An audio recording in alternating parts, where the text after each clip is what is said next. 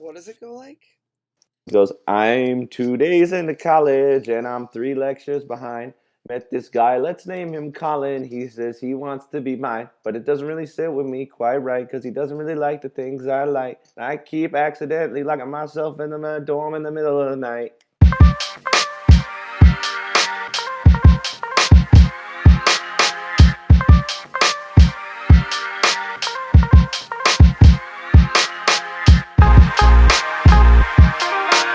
Well, hello everybody. Welcome to Two Putts Pod. I'm Jake Landry, Nick Huff here.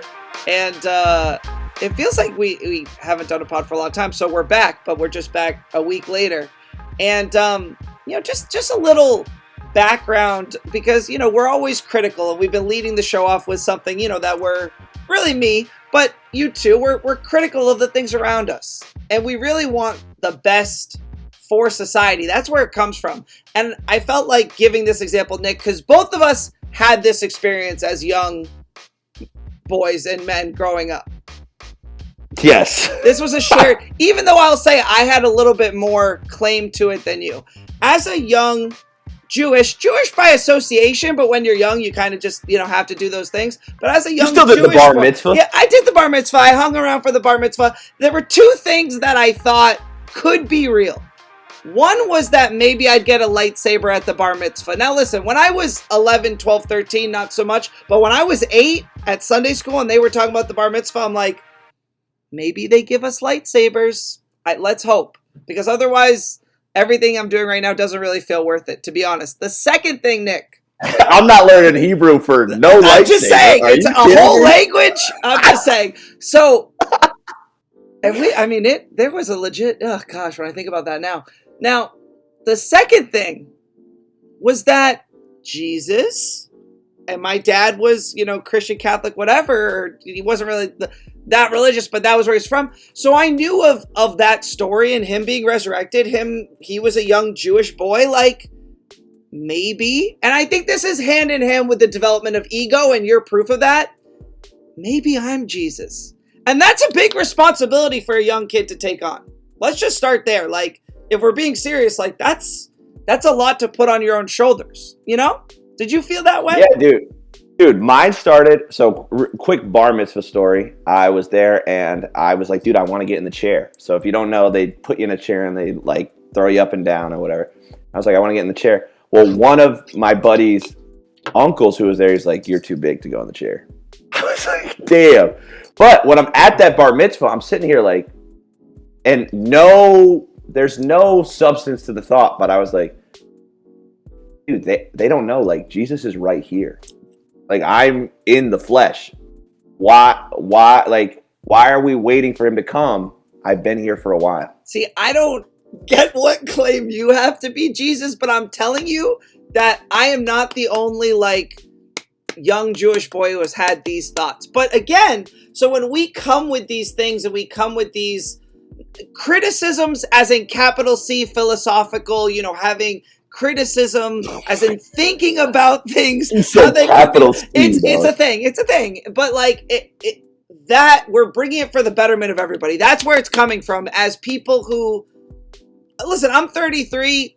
I'm probably not Jesus. I've come to terms with that. But I've come to terms with I'm not. So it's not like it hangs around now, but the duty is ingrained.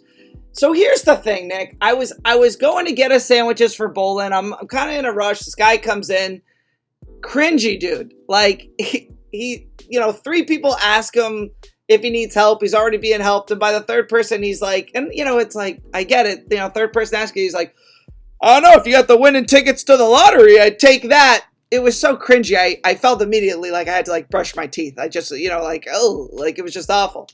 So we get out to our cars, and he does the thing I do to you. He starts his car right away, pulls, cuts me off, whatever. And in that moment of all right, dude, I'm like, you know what, dude? You look a little too old to me to be winning the lottery. You've had your chance. You've had your chance. And not for nothing, based on the car, the things that I see, you're doing just fine. There's no need for the lottery for you. But it got me thinking. And I'm not talking about a hard limit, people. But we all know there's things socially where you look and you go, but really, is that for you? Is that for you though? catching a foul ball at a baseball game, right? Old guy catches a ball over a kid's mitt. You're like, yeah, but like, it's fair game, but really? If you're 80 winning the lottery, come on now. That's a little rude to the rest. I think that's rude. I think we could put that in the category of rude, Nick. I'm curious what you think about that. Dude, so I want to start with, he was so heated. It was the second thing he brought up at bowling this Thursday. He was like, dude, this dude said winning lottery ticket, pulled out in front of me. This dude had to have been like 75. He doesn't deserve to win the lottery.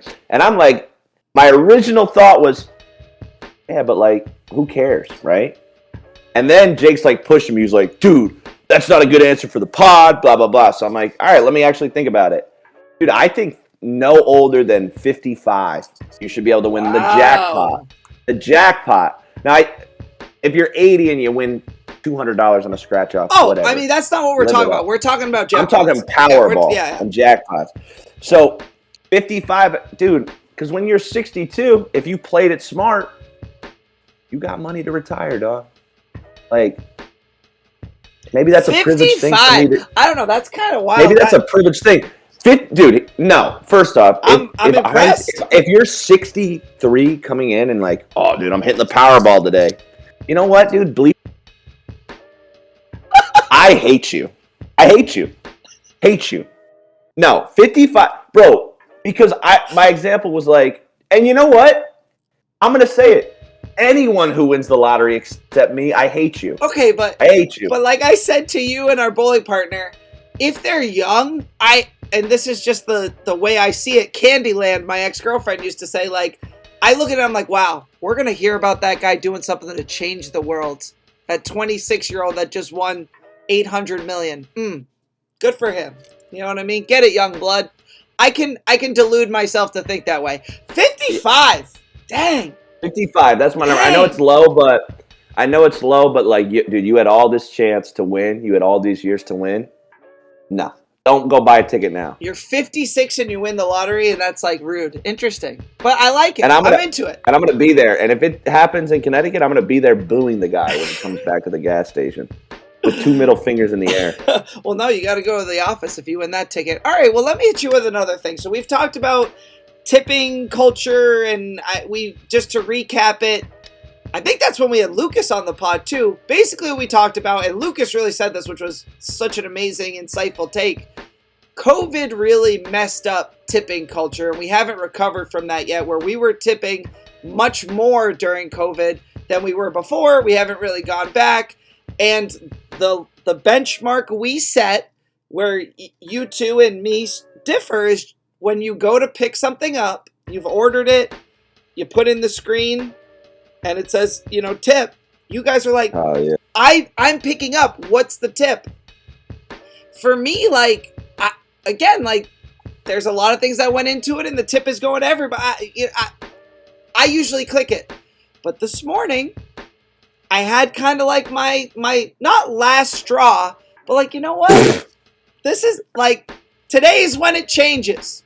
So, went for a breakfast sandwich, and it was like, there was just nothing cordial or like even full, like, think about this. If you were in a language class and they were teaching you how those conversations should go and like the things you would exchange, there wasn't that ping pong. You know what I mean? It was just like a grunt. And as I was tipping, I said, this is the last time that I'm clicking this. And then we said this right before the pod, this is what I like. Unless it's net positive, if that interaction is not even in the slightest bit making my day better, you're not getting extra money. I'm with you. I don't even. No, but here's the thing. I also had a growth point in that situation where I would tip. I'd always hit it. Now, here's what I will say as well. And this, dude, I'm a little baby about it. But let me tell you, dude, I try to make them look away before I hit no tip. What do you do? You knock over a cup of straws? I hit him with the Landry at school. So in school, Landry will like point to a kid's shirt and hit him with the nose. So I'll be like, yo, What's going on over there? No tip. Like, no, you don't. There's no way you do that. I've tried it a couple times, but here's the thing. A lot of times they're not looking away. Dude, if you notice when we go to DeBella's before bowling, dude, there's a little hesitation to hit that no tip, even though I'm picking the sandwich up. But that, dude, tipping culture is worse than cancel culture. I'll say it. I hate tipping culture because even when there was never a thing to tip until COVID, dude, they look at you and they judge, dude. Like, you feel it. Wow, you really hit no tip? Yeah. But it was a growth point for me, too. But I think here's the thing. If you are given courtesy, then courtesy is to tip, even if it's $1. Like, so I do think you're in the wrong if you're given courtesy and you don't tip. I really do. Right, even question. If you're picking up. When we were at DeBella's and there was that microaggression, would you have tipped? Now. You know me. The answer for me is just yes, but now, after this, you know what? This last straw today, you know what? No, I would not. That's exactly all right. Okay. the type of thing that was like, come on. Like, that's Here's what I will say. When I don't tip, want to see courtesy. When I don't tip, I feel icky. Of course you feel icky. But it's like, dude, I'm a teacher. I drive uphill both ways. You know what I mean? Like, dude, I got to save money on gas. Well, that's my thing. That's a gallon of gas so right that's my thing. I'm sitting here like, you know what? Like, if I'm hearing all these people who have way more than me aren't tipping, then why do I... It's like tough. And then also, if I'm walking away from the exchange feeling worse, my day just got a little bit worse, and I'm clicking tip, what kind of sick relationship do I have with these people? You see what I'm saying? So I really had to examine myself, and it all sort of crystallized today. So anyway, there's that.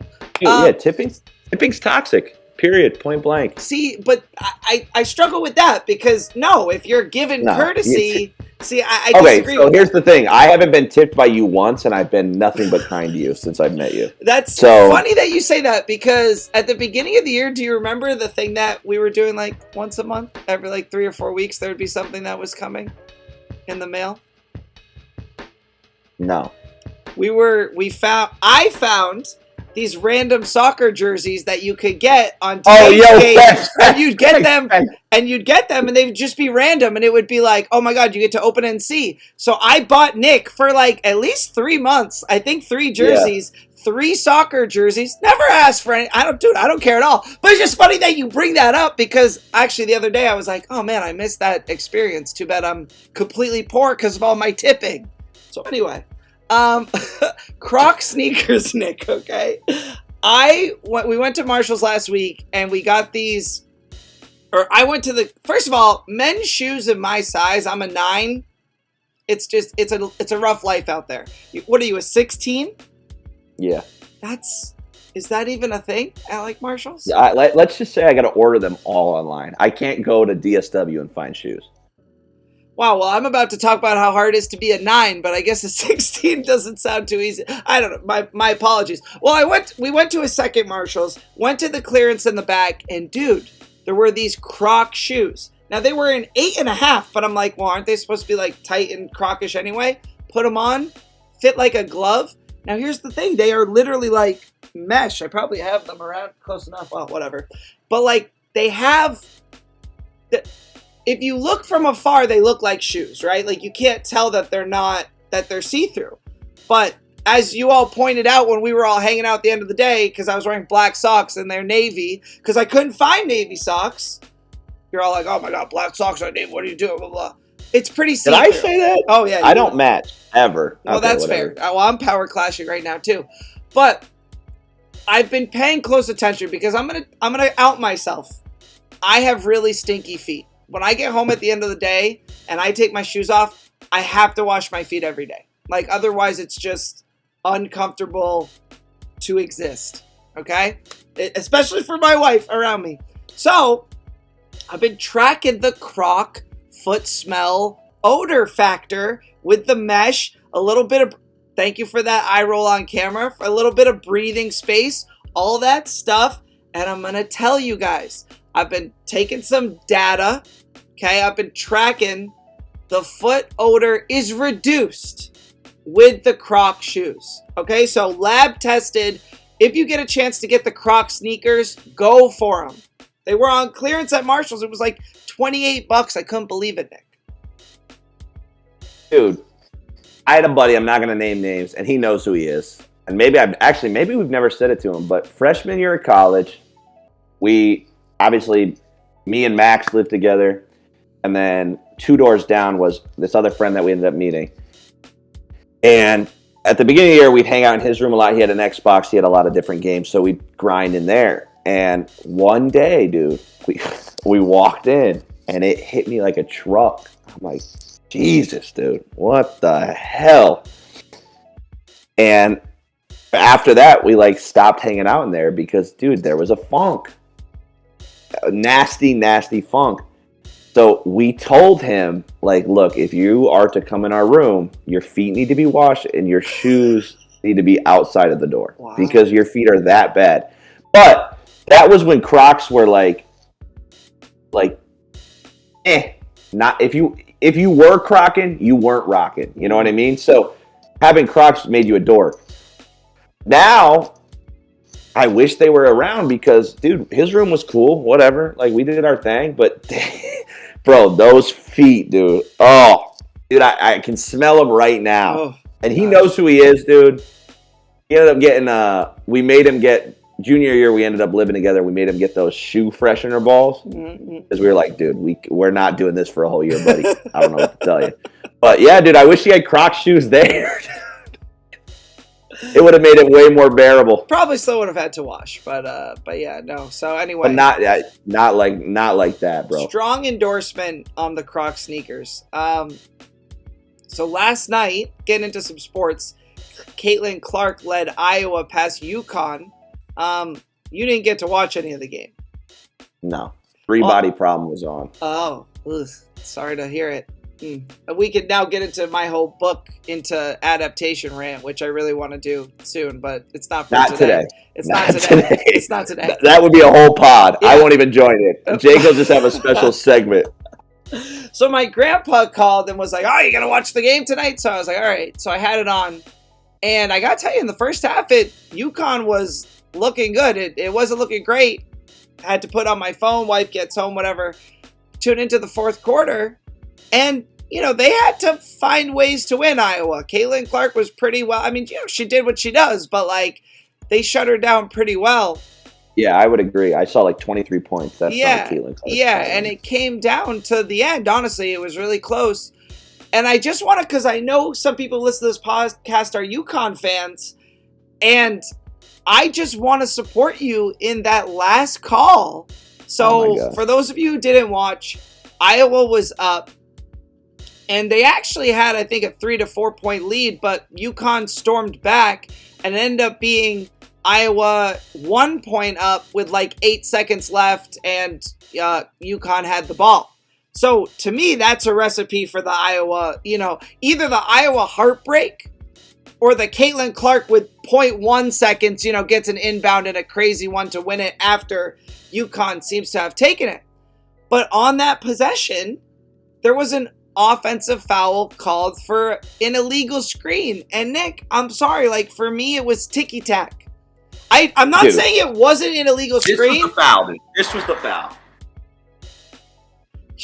I don't think she did that with her arms. A little exaggerated. I can't hear you. My headphones aren't in. A little exaggerated, but no. Dude, you can't do that. That was an illegal screen.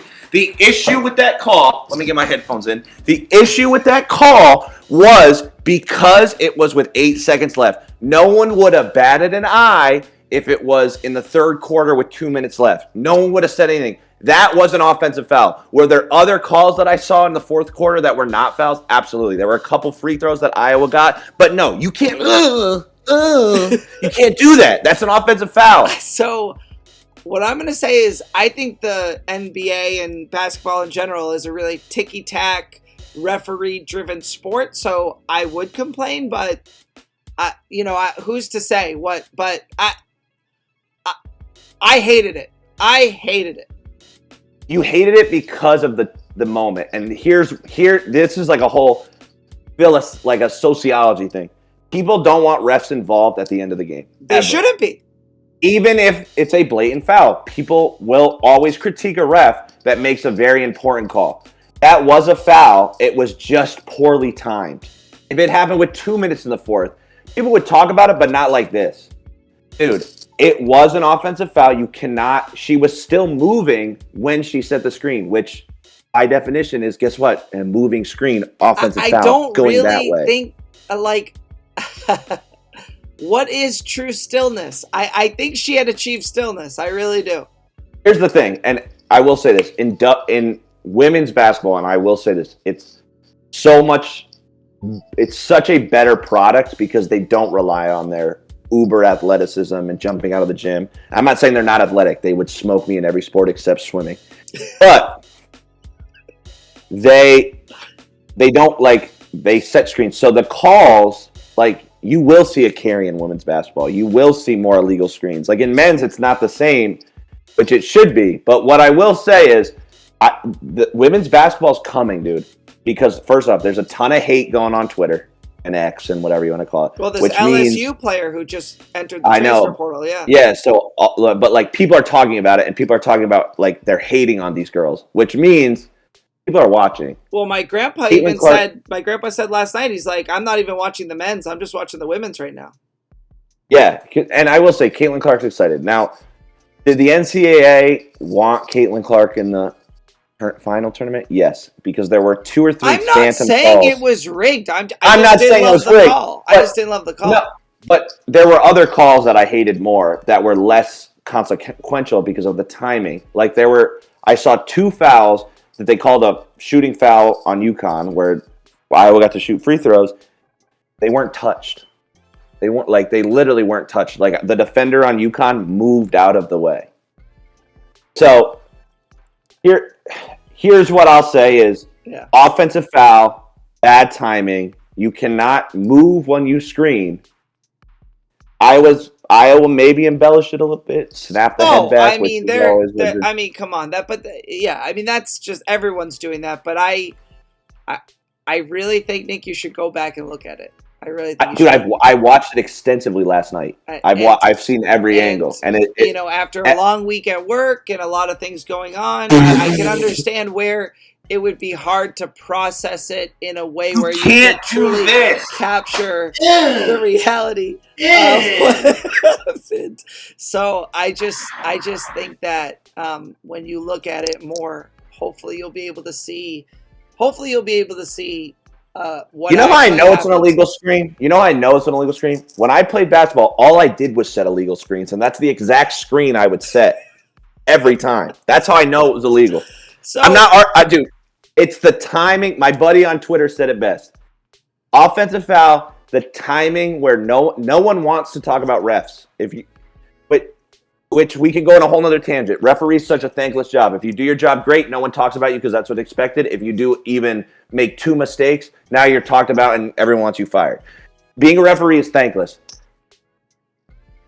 It's just very tough where refs probably should swallow the whistle, but it was the right call.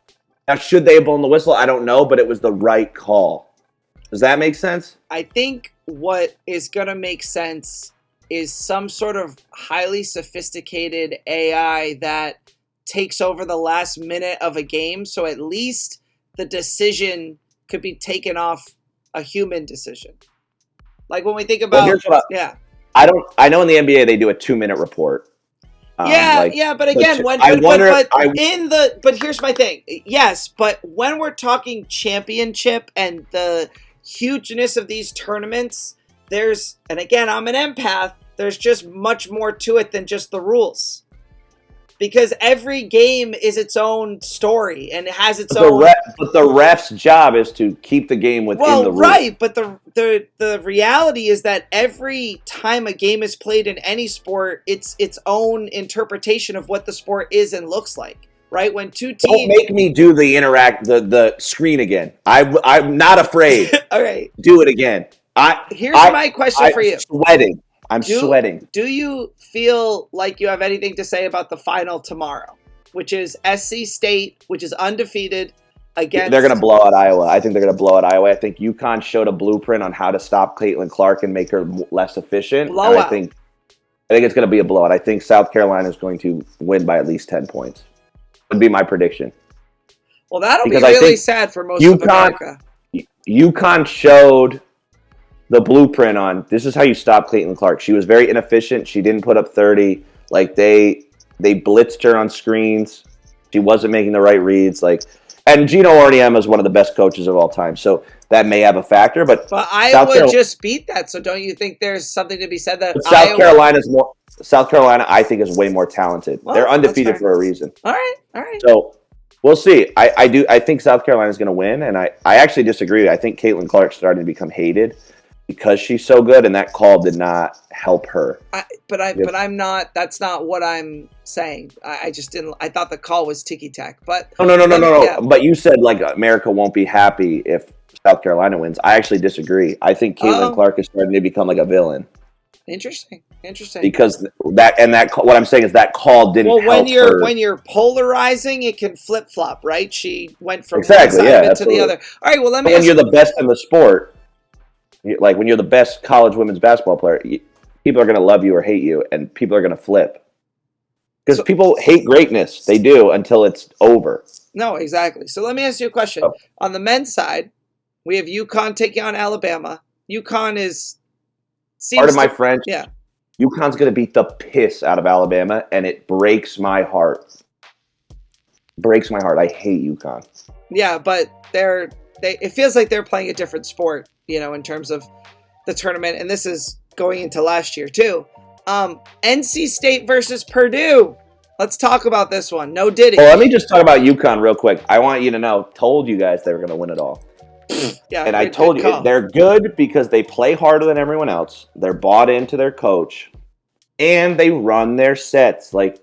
They don't have this superstar player that it's like, oh, well, no. If it doesn't work 5 times, they're going to come down and run their set again. And also their sets are very complex and difficult to read. If you're a basketball nerd, watching their sets, their offensive sets are poetry in motion, which makes me angry because I don't like men's UConn. I actually do root for women's UConn. Now, NC State, Purdue. Yeah. Zach Edey just won National Player of the Year back-to-back for the first time since 1980. Ralph Sampson.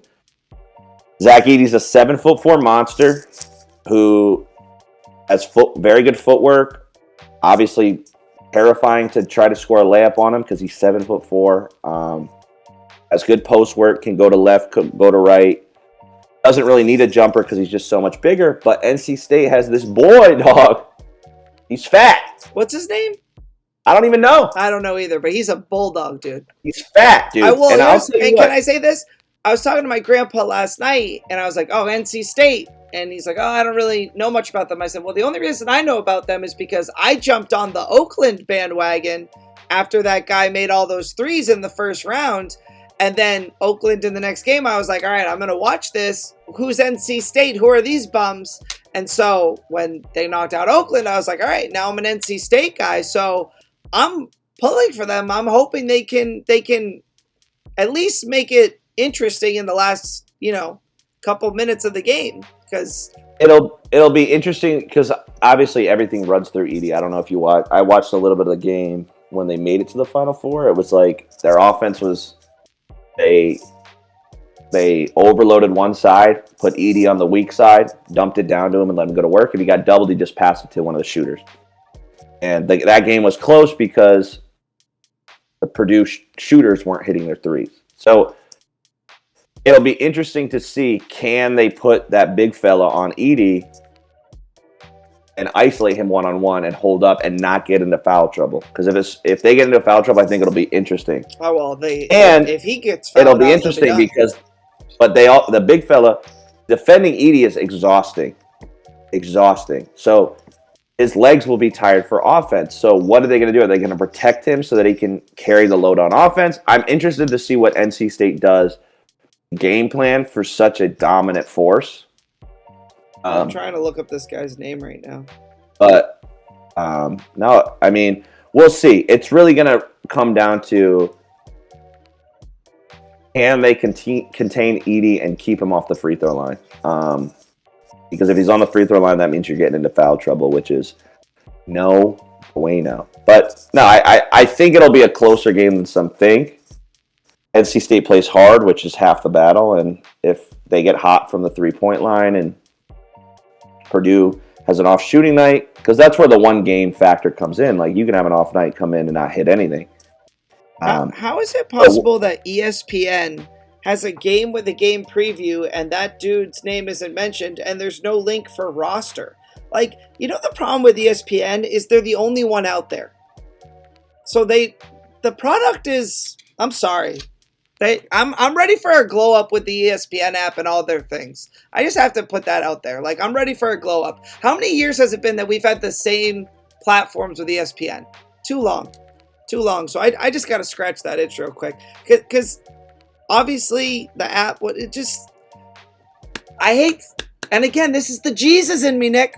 Let's not settle for what we got. Let's aspire for better. Okay? Do you got this guy's name? No. Great. All right. We're going to hit an ad from Kelly, and we'll be back in just a moment with some more topics.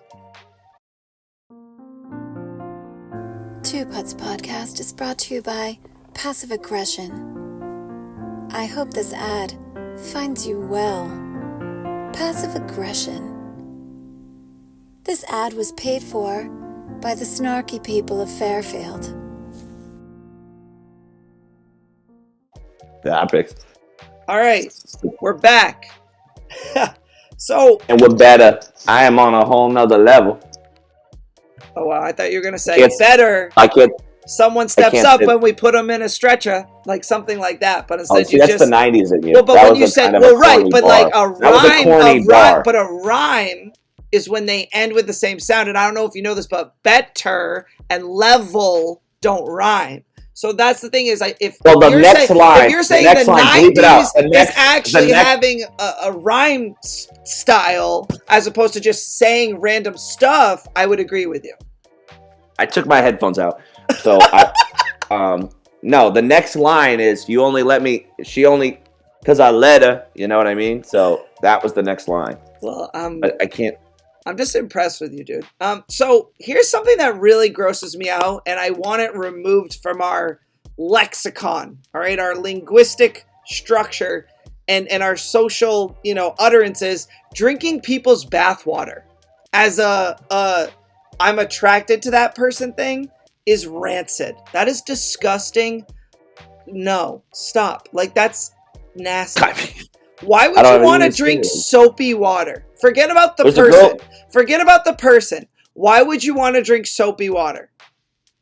Dude, Kevin Durant has an iconic tweet, dude. It says, Scarlett Johansson, I want to drink your bathwater.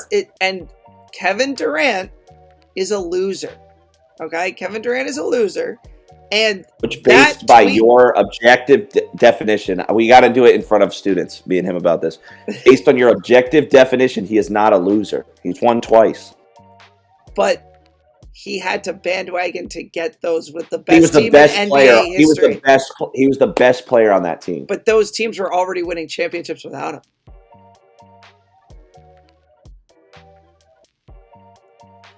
And anyway, the tweet really epitomizes that beyond basketball, he's a loser too. Because if you're telling me that the drinking people's bathwater thing came from Kevin Durant, because if you're saying that's the origin, then I hate it 4 times as much. I don't know if it's the origin, but there's a girl who sold her bathwater and is now a millionaire. That is disgusting. Like, she sold them for $50 for like a vial like this big, and people bought them. That is insane. We're going on to this, dude. A girl got hemorrhoids. I don't know if this is going to get deleted from the pod. Girl got hemorrhoids because she was selling her farts and putting them in a jar, and people were buying them for $100. Yeah, that's staying in, but that is rancid. That is rancid behavior, people. Dude, but here's the thing. Men are disgusting.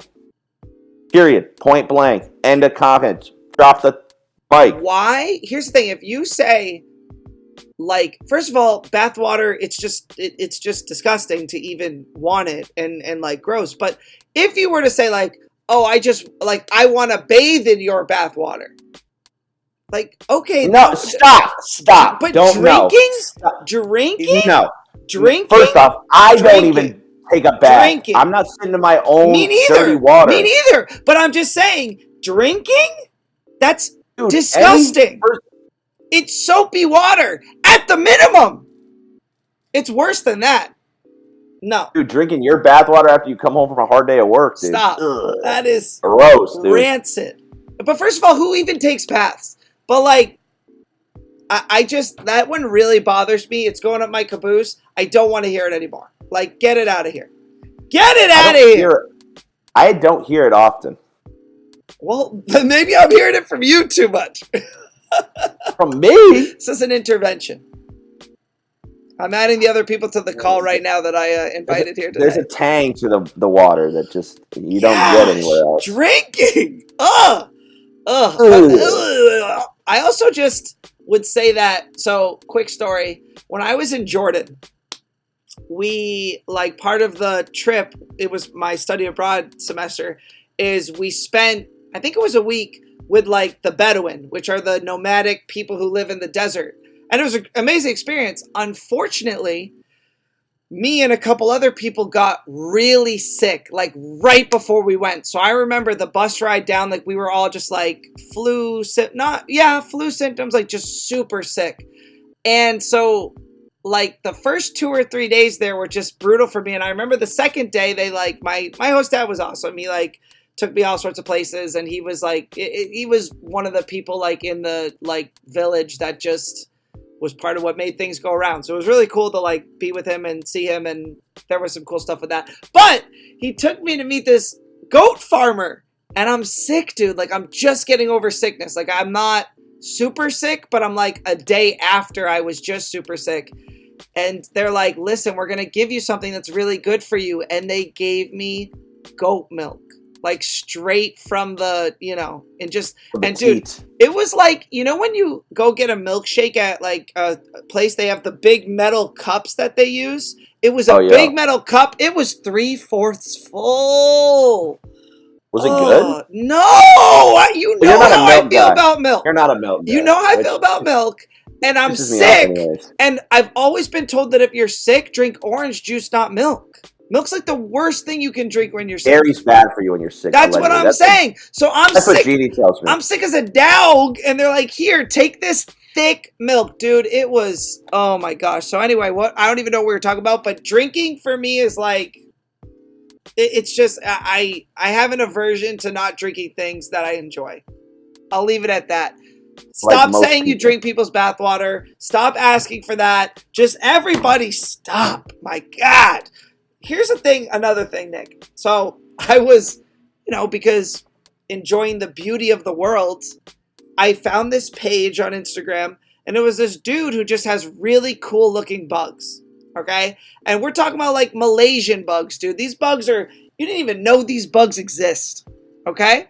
And I'm on his page. I'm looking at all of his posts, and like a lot of them are just like on his hand, and like they're leaves, and they're this and they're that. I'm like, my gosh, the majestic beauty. I can't even. I'm having a moment over here. But then I'm like, dang, man, like all these insects are only going to live for like 2 days because that's how long insects live. How tragic. Wow, the world is such a tough place.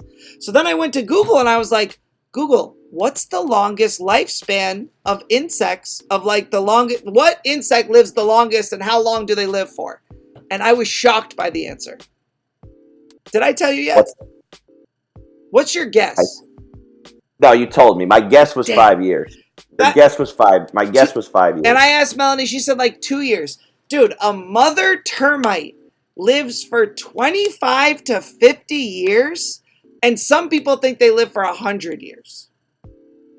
There's a mother termite out there, Nick, outliving both of us. You thought you had a nice, long, healthy life? Imagine being a mother termite. All your babies that go and make you so proud. My gosh, what a blessing that would be, huh?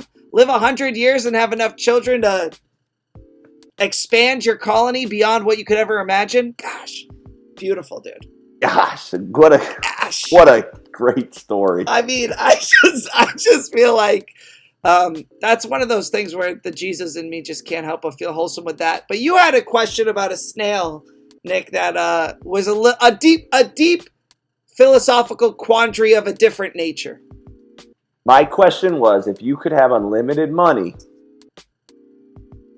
but you had a snail, a genius snail, like Albert Einstein's smart snail, that lived as long as you lived, following you, and if it touched you, you died instantly, would you take the deal? Now, I previewed this with someone on before, Sarah, shout out, and she was like, "No, it's a metaphor for death, Nick." And I said, "Look, two putts is on it. It's not a metaphor for death. What do you mean it's a metaphor for death? Death Is always following you. Well, yeah, but it's some still. Point, well, yeah, okay. A snail will touch you. I would still. But I told her, would you do it? Yeah, still. Would you rather? I was like, yeah. The difference between that and death is, in this situation, is I have unlimited money. I think. Yes, I think an age limit on lottery is a metaphor about all that anyway. So we get. Sarah, we'll go to those depths. Don't you worry about it. So anyway, so would you take it? Would you take it? So my thing with you was that yes, and so you said that people's solution was to like go, drop the snail in the middle of the ocean.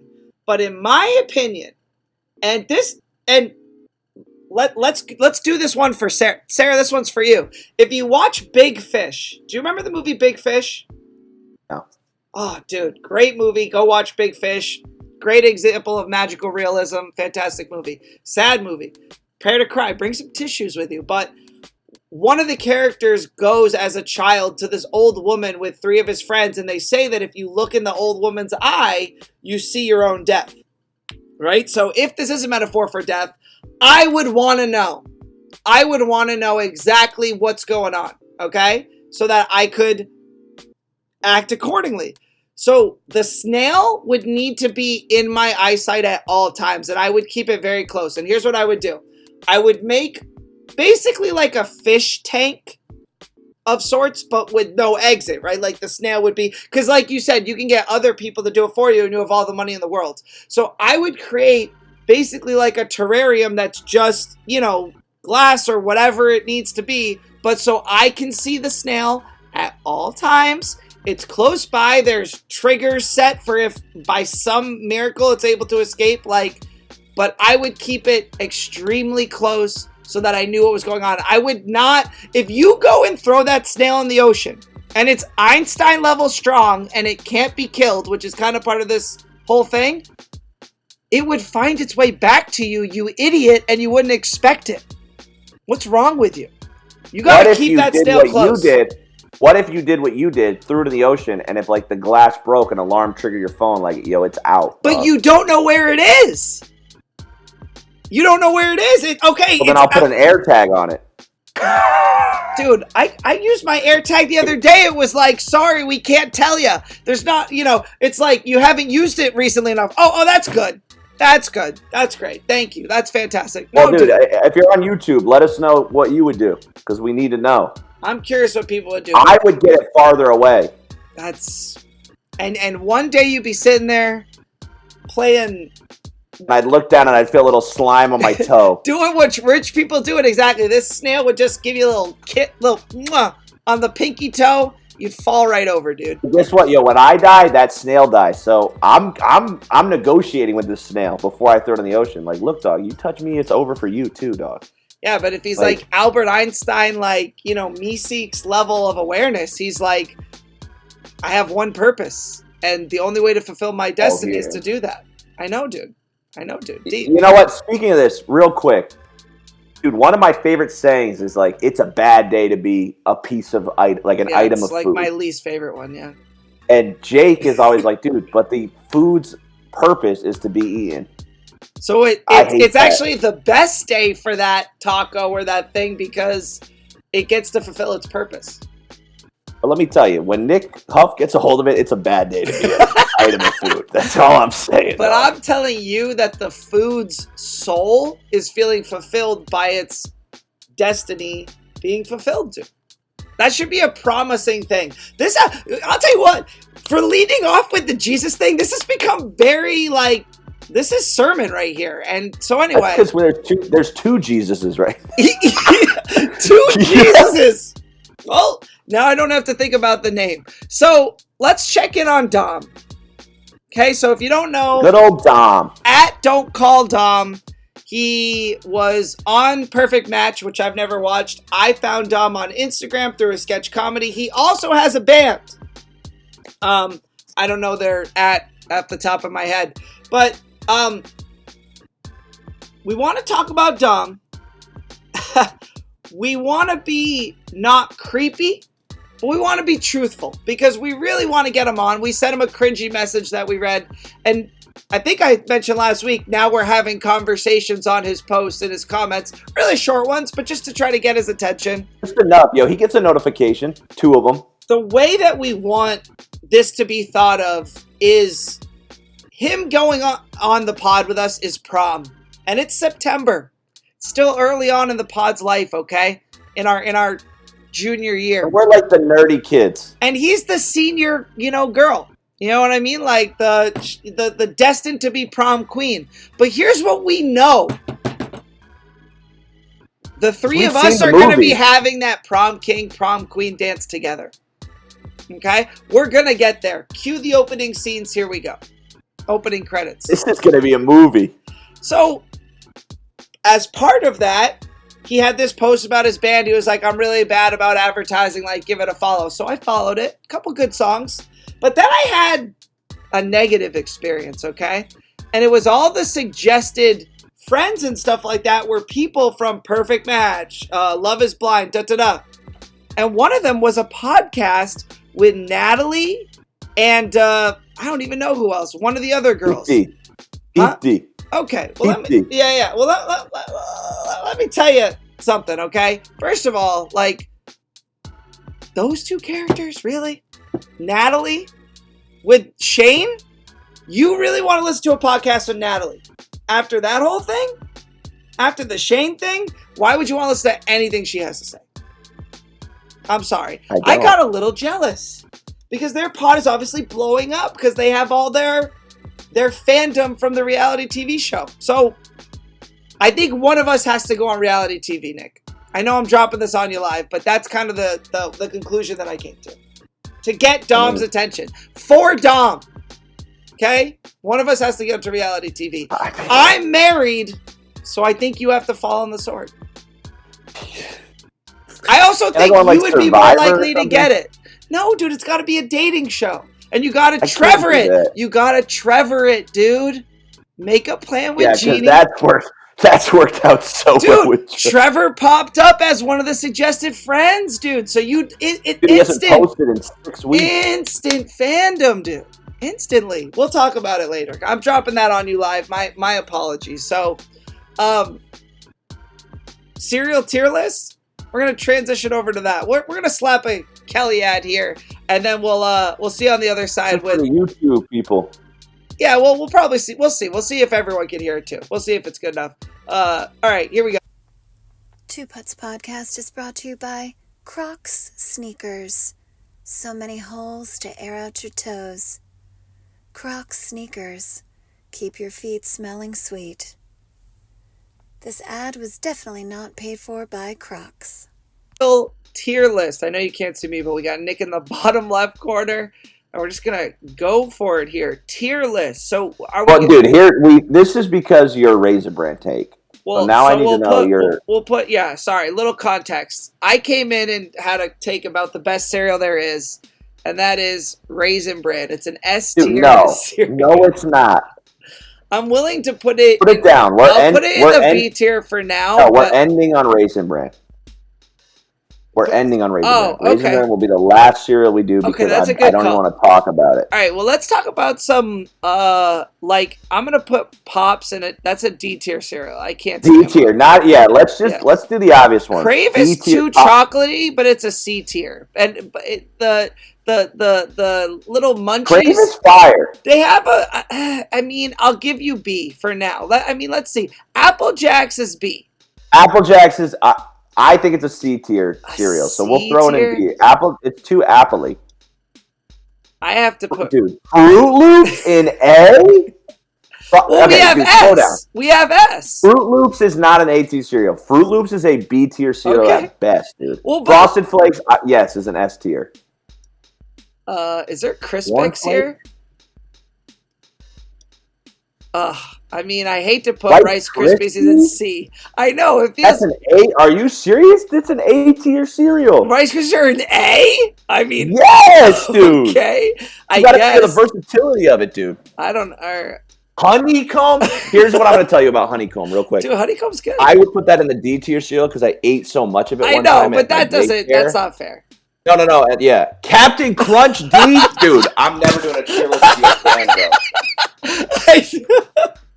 Captain Crunch is an A, dude. Captain Crunch is A tier. Fight me to it. You like these bland wax cereals, bro. Regular, dude. Those are frosted Cheerios. Those are frosted Cheerios. Oh, okay, all right. Honey Nut's the logo. Honey Nut's got to go in S.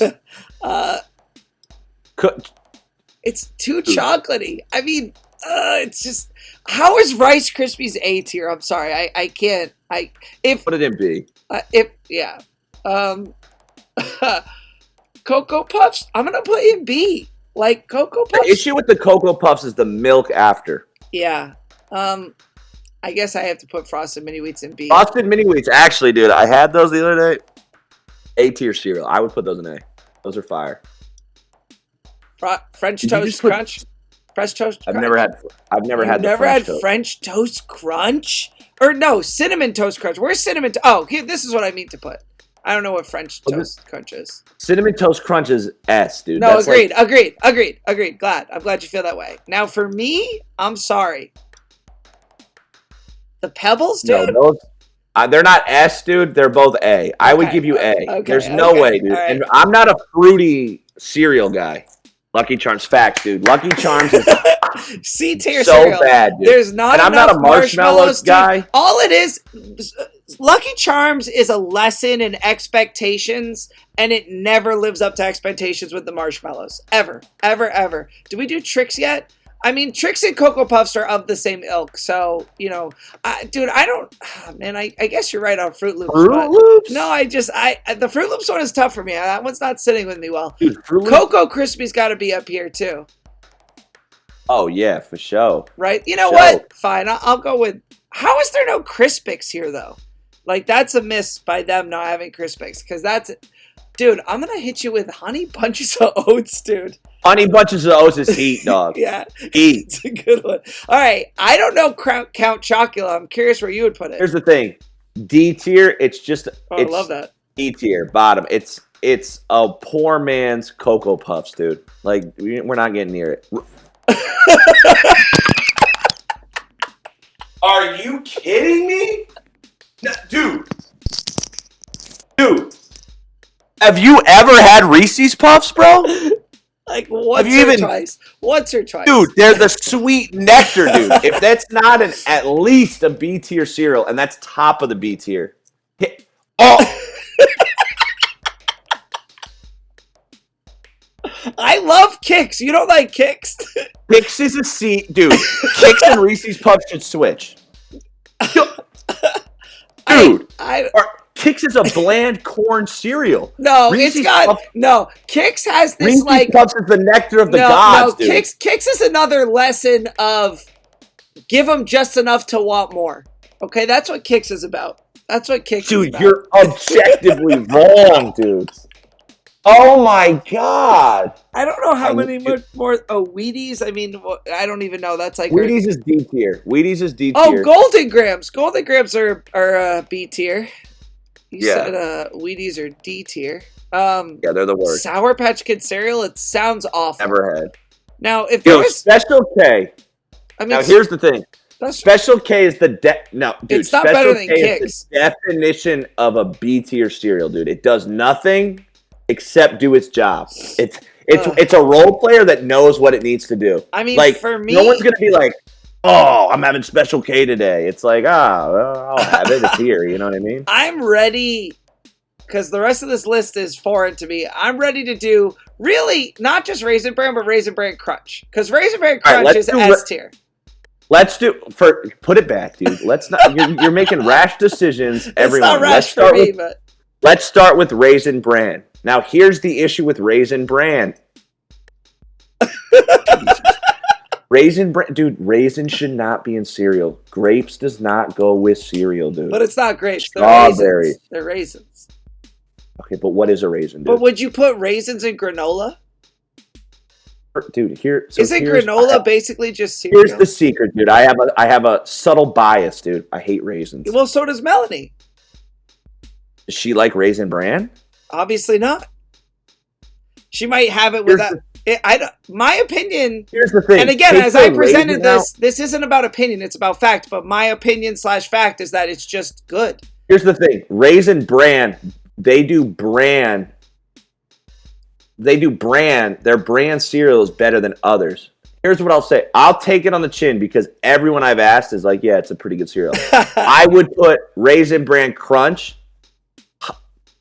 as close to the S tier. You would do this. No, but so in a tier list, the closer they are to the letter, that means the higher they are. I would put Raisin Bran Crunch as close to the S tier as you can do, and Raisin Bran as close to the A tier as you can do, objectively speaking. Now, if I had it, they'd both be in D tier. I wouldn't even look. So that's this then. Yeah, pretty much. Yeah. Oh, feels good to be vindicated. So let's recap. Yeah, but here's the thing. Dude. Go ahead. I mean, we didn't put Cheerios. I mean, Cheerios are pretty average because really, it's all about Cheerios are another. Not if they're not Honey Nut, C tier cereal, bro. There's no need. Again, C-tier? This Kix one hurts me. I'm not gonna lie. The Kix is tough for me. Kix is just. It adds nothing to the milk. It adds nothing to no. I actually think we did pretty well with this, to be honest. Let's download it. Yeah, I have to log in. Oh, sweet Lord. Well. Oh wait, why don't I just screenshot it? No, I don't even have to do that. Yeah, screen. I'll just screen grab this. Boom. Let's post that on the gram. Yeah, for sure. Wow.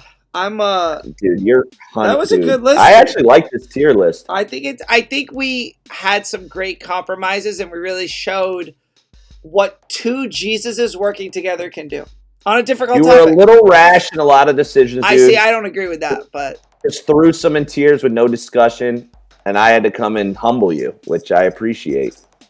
So there we go. All right, well, we appreciate y'all. It's been a fun week with a lot of laughs. I'm excited to get it out there for the people, and follow us on 2 Putts Pod, and have a great week, and we hope we put a smile to your face. Peace.